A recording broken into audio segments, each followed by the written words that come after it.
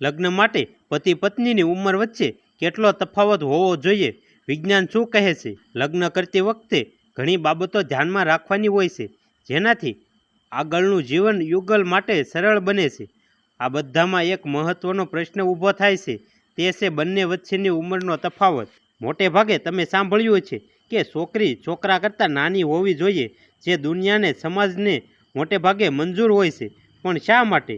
આજકાલ પ્રેમ લગ્નમાં છોકરા અને છોકરીની ઉંમર સરખી હોય છે, તો ક્યારેક છોકરી છોકરા કરતાં મોટી હોય છે, ક્યારેક પતિ પત્ની વચ્ચે ઉંમરનું અંતર ઘણું વધારે પણ જોવા મળતું હોય છે. આજકાલ લોકો ઉંમર વિશે વધુ જોતા નથી કે વિચારતા નથી, કારણ કે પાર્ટનરને પસંદ કરવું અને સ્વીકારવું જ વધારે મહત્ત્વપૂર્ણ માનવામાં આવે છે. તેથી લોકો તેને જૂના રિવાજો અને પરંપરાઓ તરીકે નામ આપીને આ વય તફાવતમાં બહુ ન પાડવાનું યોગ્ય સમજતા નથી. પરંતુ વય મર્યાદાની બાબતોમાં વિજ્ઞાન કંઈક અલગ જ કહે છે. નિષ્ણાતોના મતે લગ્ન માટે છોકરાની ઉંમર છોકરીની ઉંમર કરતાં વધુ હોવી જોઈએ. આમાં પતિ પત્ની કરતાં 4 થી 6 વર્ષ મોટો હોવો જોઈએ, અને આ આદર્શ ઉંમર કહેવાય છે. આની પાછળ જૈવિક અને મનોવૈજ્ઞાનિક તર્ક મૂકવામાં આવ્યો છે, જે ખૂબ જ સુસંગત પણ છે.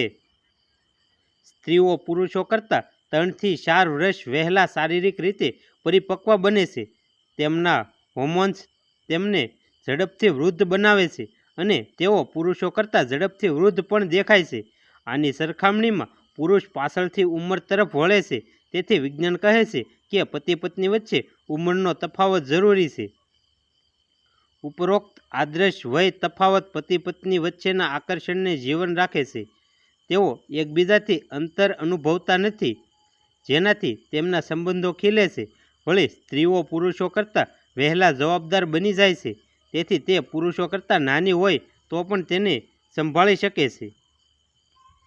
તો મિત્રો, આ હતો આજનો વિડીયો. તમને વિડીયો પસંદ આવ્યો હોય તો વિડીયોને લાઇક, શેર અને ચેનલમાં નવા આવ્યા હોય તો ચેનલને સબસ્ક્રાઈબ કરી દેજો. ત્યાં સુધી સૌને જય શ્રી કૃષ્ણ.